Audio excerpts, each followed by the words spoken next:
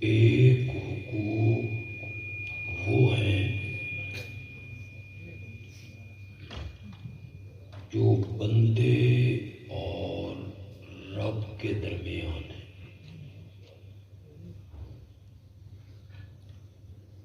انہیں ہم کہتے ہیں حقوق اللہ. جیسے نماز پڑھنا، مال کی زکوٰۃ دینا، روزہ رکھنا، بیت اللہ کا حج کرنا، اور کچھ حقوق ایسے ہیں جو ایک بندے کے دوسرے بندوں پر ہیں. انہیں ہم حقوق العباد کہتے ہیں. جیسے اولاد پر والدین کا حق، میاں بیوی کا ایک دوسرے پہ حق، پڑوسی کا حق، رشتہ داروں کا حق، کلیگ کا حق، حتیٰ کہ ایک سواری میں سفر کرنے والے دو مسافروں کا ایک دوسرے پر حق.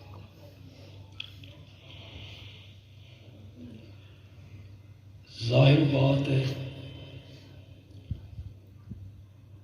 جو حقوق اللہ کے ہیں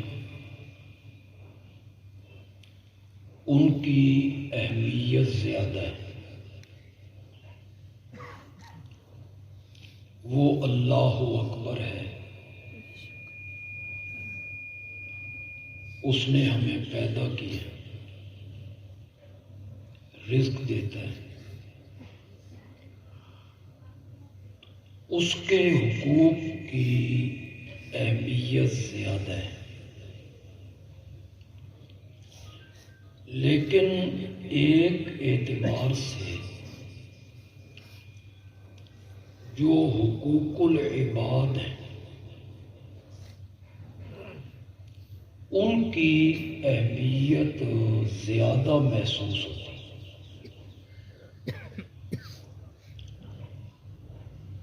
اس لیے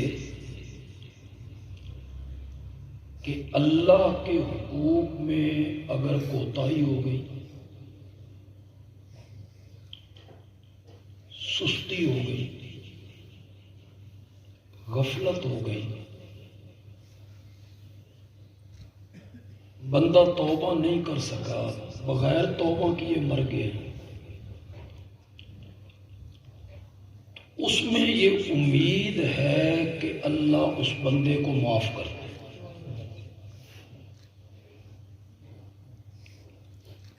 لیکن اگر حقوق العباد میں کوتاہی ہوئی، کسی کا حق آپ نے مارا،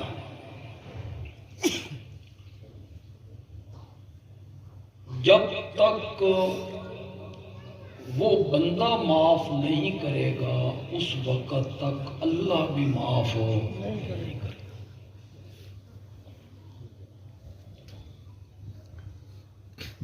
اگر آپ کا یہ ذہن ہے نا کہ حقوق العباد توبہ سے معاف ہو جاتے ہیں، اپنے ذہن سے یہ بات نکال دیں.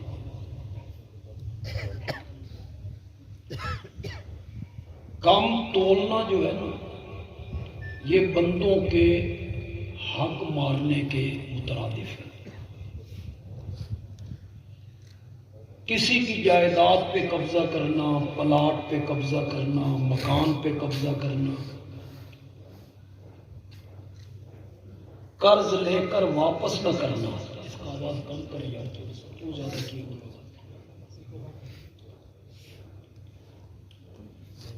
قرض لے کے واپس نہ کرنا، یہ سب حقوق العباد ہیں۔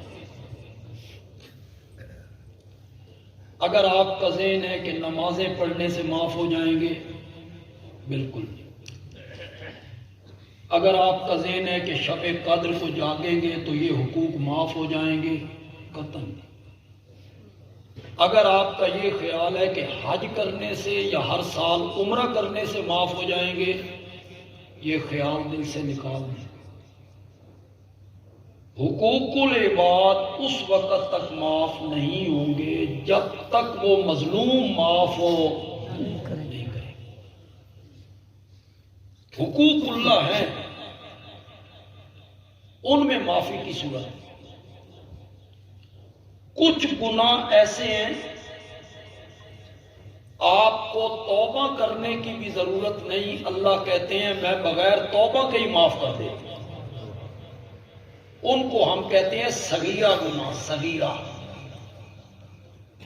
آپ نے اکثر علماء سے سنا ہوگا وضو کرتے ہیں، ہاتھ دھوتے ہیں تو جتنے گناہ ہاتھوں نے کیے معاف ہوتے ہیں، منہ دھوتے ہیں تو جتنے گناہ آنکھوں نے کیے معاف ہوتے ہیں، پاؤں دھوتے ہیں تو جتنے گناہ پاؤں نے کیے معاف ہوتے ہیں۔ یہ صغیرہ گناہ ہے، صغیرہ۔ ابھی میں بتاتا ہوں کبیرہ کیا ہوتے ہیں اور صغیرہ کیا ہوتے ہیں۔ نیکیاں کرنے سے صغیرہ گناہ معاف ہوتے ہیں۔ جمعے پہ بندہ آیا تو پچھلے ہفتے جتنے گناہ کیے جمعے کی نماز پڑھنے سے اللہ نے پورے ہفتے کے گناہ معاف کر دیے۔ ایک نماز پڑھنے آیا تو پچھلی نماز سے لے کر اس نماز تک جتنے گناہ کیے اللہ نے معاف کر دیے۔ رمضان کا مہینہ آیا، روزے رکھے، پچھلے رمضان سے لے کر اس رمضان تک جتنے گناہ کیے سب اللہ نے۔ یہ صغیرہ گناہ ہوتے ہیں، صغیرہ۔ کبیرہ گناہ نیکیوں سے معاف نہیں ہوتے۔ آپ نفل پڑھیں اور کبیرہ گناہ معاف ہو جائیں؟ نو۔ آپ قرآن کی تلاوت کریں اور کبیرہ گناہ معاف ہو جائیں؟ نہیں۔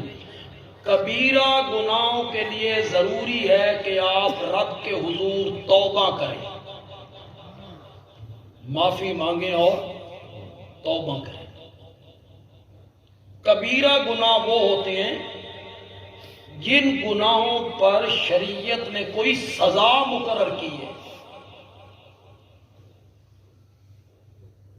زانی کو کوڑے لگاؤ،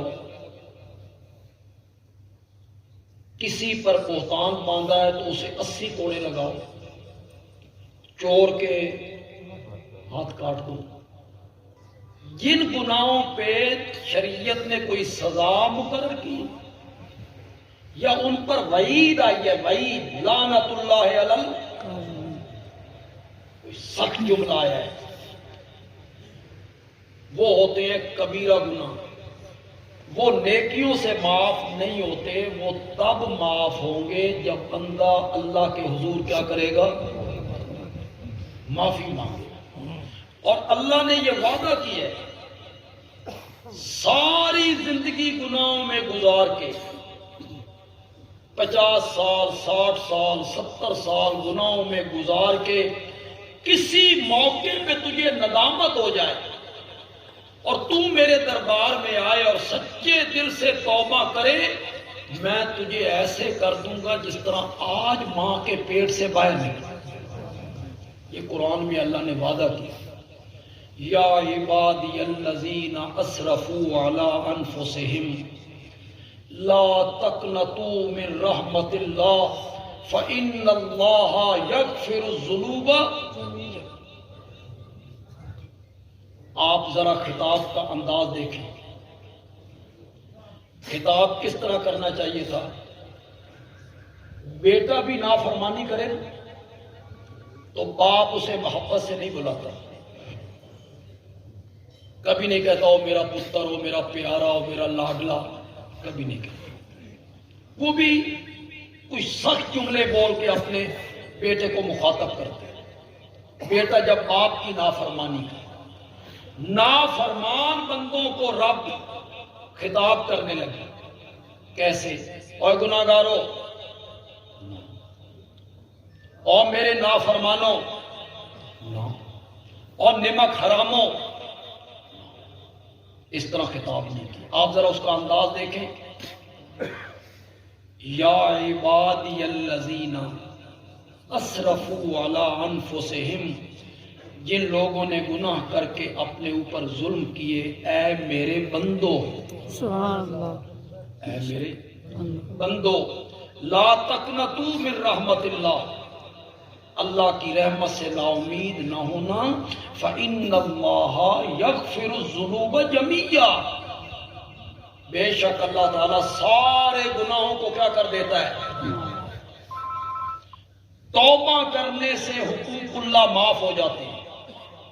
بندہ معافی مانگ لے، اللہ کے حضور توبہ کر لے، اللہ کہتے ہیں میں پچھلے سارے گناہوں کو کیا کر دوں گا۔ لیکن توبہ کیا ہے؟ کیا میرے کانوں کو ہاتھ لگانے کا نام توبہ ہے؟ یا اللہ میری توبہ، یہ کہنے کا نام توبہ ہے؟ توبہ میں دو شرطیں ہیں، اپنے دل و دماغ میں پیوست کر لیجئے۔ توبہ کی دو شرطیں ہیں۔ پہلی شرط توبہ کی یہ ہے کہ ماضی پر ندامت کا اظہار کرے، کیا میں نے یا اللہ غلطی ہو گئی، تیری نافرمانی ہو گئی، مجھ سے قصور ہو گیا، میں نادم ہوں، میں پریشان ہوں، پریشان ہو کر تیرے دربار میں آیا ہوں۔ ماضی پر ندامت اور آئندہ کے لیے اس گناہ کے نہ کرنے کا رب سے وعدہ۔ کتنی شرطیں ہیں توبہ کی؟ دو۔ ماضی پر کیا کرنی ہے؟ پچھتاوا، پریشان ہوں، اور آئندہ کے لیے اللہ سے وعدہ کرنا ہے کہ یا اللہ آئندہ میں یہ گناہ نہیں کروں۔ یہ آپ کا بھی تجربہ ہوگا کہ جب بھی بندہ توبہ کرنے لگتا ہے، کبھی اسے خیال آ گیا شب قدر میں، شب برات میں میں توبہ کرتا ہوں، تو شیطان کبھی نہیں چاہتا کہ آپ توبہ کریں۔ وہ آپ کے دل میں وسوسے ڈالتا ہے، برگلانے کی کوشش کرتا ہے۔ وہ اس وقت بھی آپ کے کان میں کہتا ہے کہ سچی سچی گل کر، اگر دوبارہ تن اے موقع لب گیا تو چھوڑے گا؟ تو بندہ کہتا ہے تو مشکل کہ مجھے دوبارہ گناہ کرنے کا موقع ملے تو میں اسے چھوڑ دوں، ہے مشکل۔ تو پھر شیطان کہتا ہے توبہ کرنے کا فائدہ، تو نے دوبارہ پھر یہی گناہ کرنا ہے، اپنے دل سے پوچھنا پھر تو نے یہ گناہ نہیں کرنا، موقع تجھے مل گیا تو دوبارہ بھی کرنا ہے، تو توبہ کرنے کا کیا فائدہ؟ اس کا جواب یہ ہے، یہ بالکل اسی طرح ہے جس طرح بندہ کھانا صبح کے ٹائم کھانے لگے اور سامنے ایک بندہ کہے کھانا کیوں کھاتے ہو؟ تو کہتا ہے بھوک لگی ہے، تو وہ کہتا ہے شامی پھر نہیں لگنی تو چھوڑ۔ تو بندہ جواب میں کہے گا شام کو لگے گی تو پھر کھاؤں گا، دوبارہ بھوک لگے گی تو پھر کھاؤں گا۔ اس وقت بھی شیطان کو کہنا ہے کہ اب میں توبہ کر رہا ہوں، پھر گناہ ہو گیا پھر توبہ کروں گا، پھر گناہ ہو گیا پھر توبہ کروں گا، پھر گناہ ہو گیا پھر توبہ کروں گا۔ اس طرح اللہ مجھے ایک دن سچی توبہ کرنے کی۔ تو کبیرہ گناہ معاف ہوتے ہیں کس سے؟ توبہ سے۔ معافی مانگنی ہے، توبہ کرنا ہے، رب کے سامنے گڑ گڑانا ہے، ندامت کا اظہار کرنا ہے۔ اللہ تعالیٰ فرماتے ہیں اقرار کر میرے سامنے گناہوں کا اور پھر معافی مانگ، میں تیرے سارے گناہ معاف کر دوں۔ یہاں اگر کوئی قانون جاننے والے وکیل صاحب، جج، عدالتی نظام سے واقف لوگ بیٹھے ہیں، مجھے بتائیے جب عدالت میں فرد جرم لاگو ہوتی ہے اور پہلے دن مجرم اقرار کر لے کہ ہاں میں نے یہ جرم کیا ہے، کیس چلے گا؟ وہ نہیں چلے گا۔ نہ گواہ بھگتانے کی ضرورت ہے، مجرم اقرار کر چکا ہے کہ میں نے یہ گناہ کیا ہے، یہ جرم جو ایف آئی آر میں درج ہے میں نے کیا ہے۔ اس کے بعد جج کے پاس کوئی دوسرا راستہ نہیں ہے، صرف ایک ہی راستہ ہے، سزا دینا۔ مجرم نے اقرار کر لیا، اقرار جرم کے بعد سزا لازم ہوتی ہے. اللہ تعالیٰ فرماتے ہیں یہ میری عدالت ہے. اقرار جرم کرنے کے بعد معافی مانگ لے میں پھر تجھے معاف کر دوں. سبحان اللہ. اقرار کرنے کے بعد کہ مولا میں نے یہ کام کیے ہیں، میں اقرار کرتا ہوں کہ میں نے یہ کام کیے ہیں، پھر دنیا کی کوئی عدالت مجھے بتائیں جو مثل ضائع کر دیتی ہو.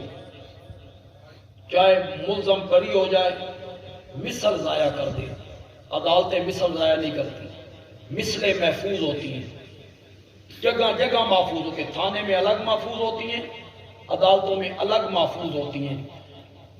فیصلہ ہونے کے بعد بھی مثل محفوظ ہوتی ہے. اللہ نے فرمایا یہ میری عدالت ہے، جب میں معاف کر دیتا ہوں تو میں پچھلی مثلیں بھی ضائع کر دیا، مثل بھی نہیں رکھا. اللہ تعالیٰ فرماتے ہیں میرے دربار میں آ، معافی مانگ، توبہ کر. کبیرہ گناہ بھی تو نے کیے ہیں تو میں تیرے گناہوں کو کیا کر دوں گا.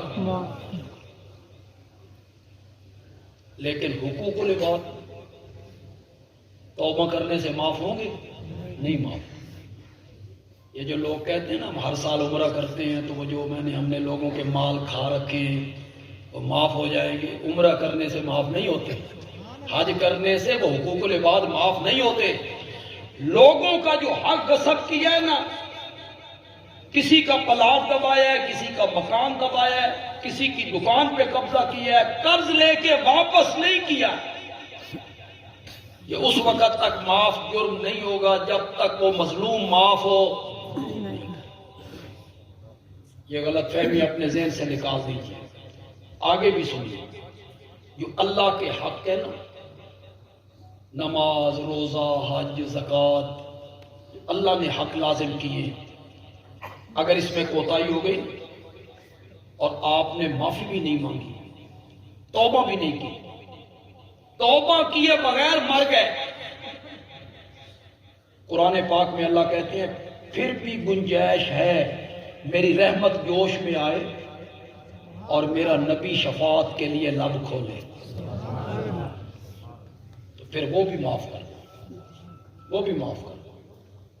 قرآن پاک نے ایک جگہ پہ کہا ان اللہ لا یغفر ان یشرک بہ وَيَغْفِرُ مَا دُونَ ذَلِكَ لِمَن يَشَاءُ.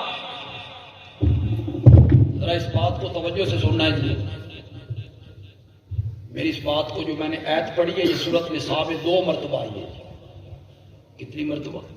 ایک مرتبہ اللہ نے ذکر نہیں کی، سورۃ نساء میں سے 2 مرتبہ اللہ نے ذکر کیا.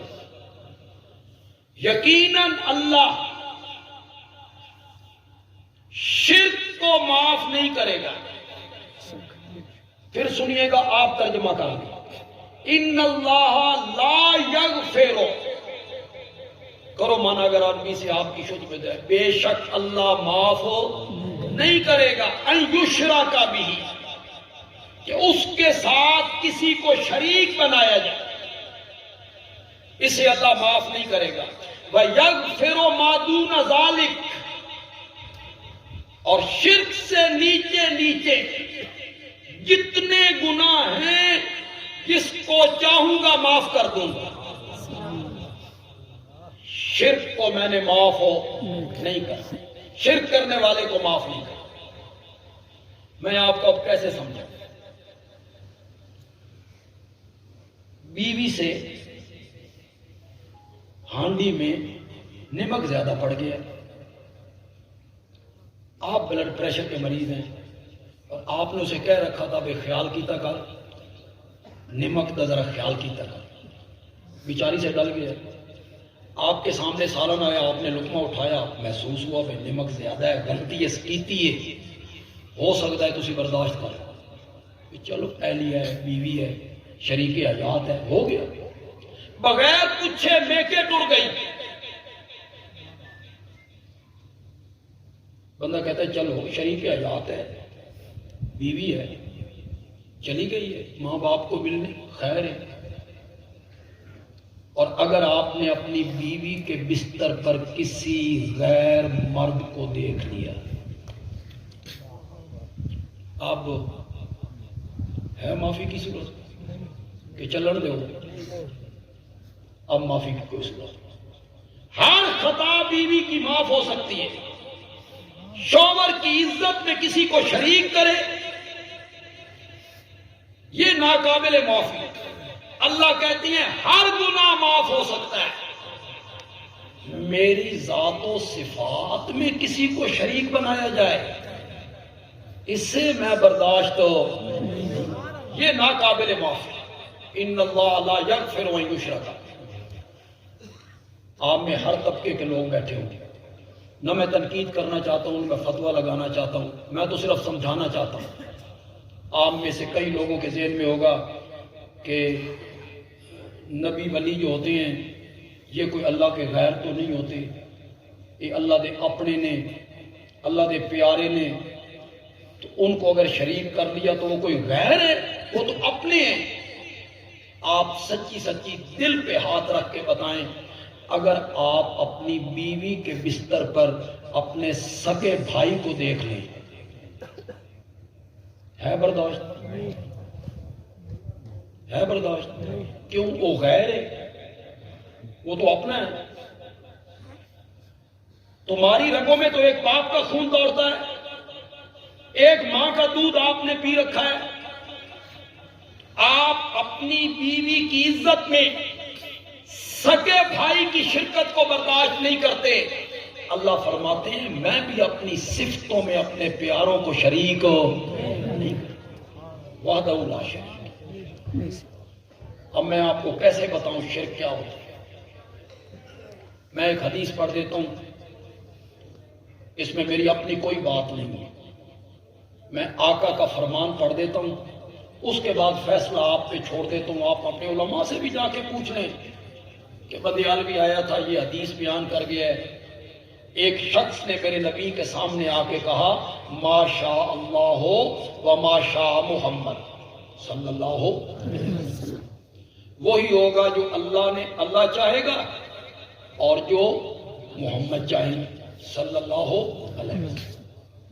ما شاء اللہ و ما شاء، ذرا اپنے معاشرے میں نظر دوڑائیے، اس طرح کے جملے آپ کو سننے میں نہیں ملتے، نہیں ملتے سننے میں، مختلف جگہوں پہ لکھے ہوئے جملے نہیں ملتے آپ کو۔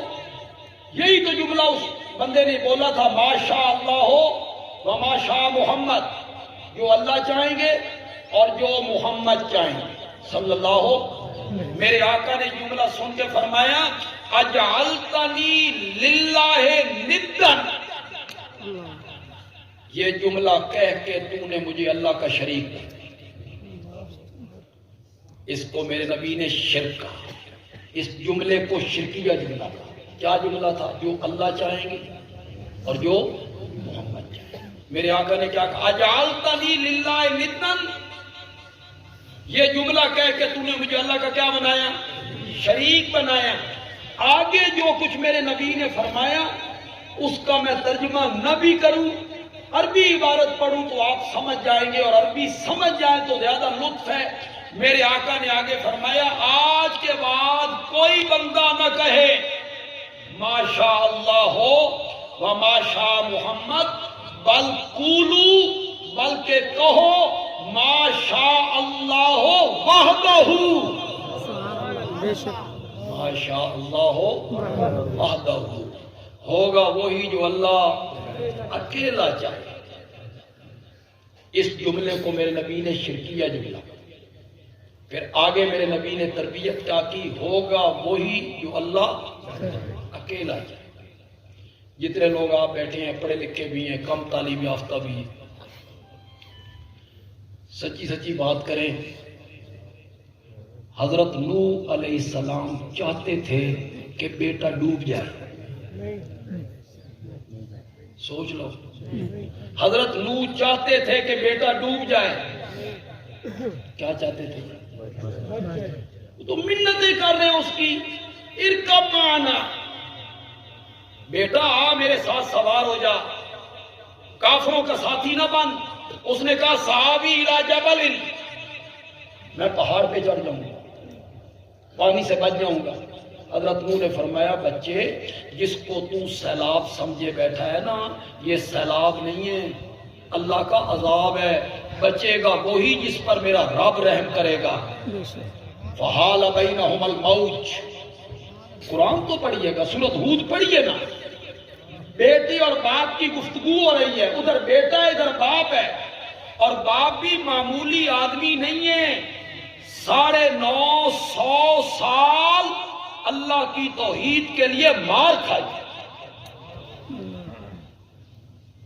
کچھ علماء نے لکھا ان کا نام عبد الغفار تھا، نو ان کا لقب ہے، نوح سے، نوح رونے کو کہتے ہیں۔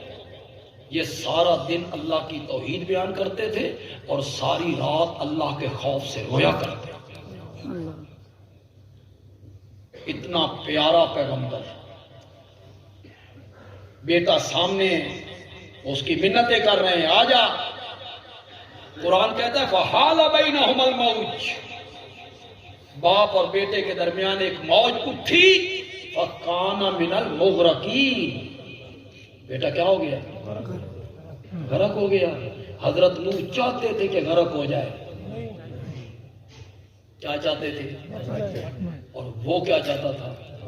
پھر کس کا چاہنا پورا ہوا؟ اتنی بات لوگوں کو سمجھ نہیں آ رہی کہ ہوتا وہی ہے جو کون چاہتا ہے؟ اللہ چاہتا ہے۔ آپ سچے دل سے جواب دیں، حضرت ابراہیم علیہ السلام چاہتے تھے کہ اسماعیل کے گلے پر چھری نہ چلے، اور وہ کیا چاہتا تھا؟ پھر چاہت کس کی پوری ہوئی؟ تو میرے آقا نے اس جملے کو شرکیہ جملہ اور فرمایا آئندہ کہو ما شاء اللہ ہوگا وہی جو کون چاہے گا۔ شرک سے تو میرے نبی نے بچایا، سارے نبیوں کی آمد کا مقصد ہی لوگوں کو شرک سے بچانا ہے کہ یہ شرک سے بچے اور اللہ کی توحید کی طرف۔ نتھری ہوئی توحید کا میرا نبی اپنی امت کو سبق دیتا چلا گیا۔ میں تمہیں کس طرح سمجھاؤں؟ ایک موقع پہ میرے آقا نے فرمایا تم میں سے ایک ایک مانگے ربہ، کس سے مانگے؟ تم میں سے ایک ایک مانگے اپنے رب سے حاجتہ کلہا، کرو مونس کا، اپنی ہر حاجت تم میں سے ہر ایک اپنے اللہ سے مانگے۔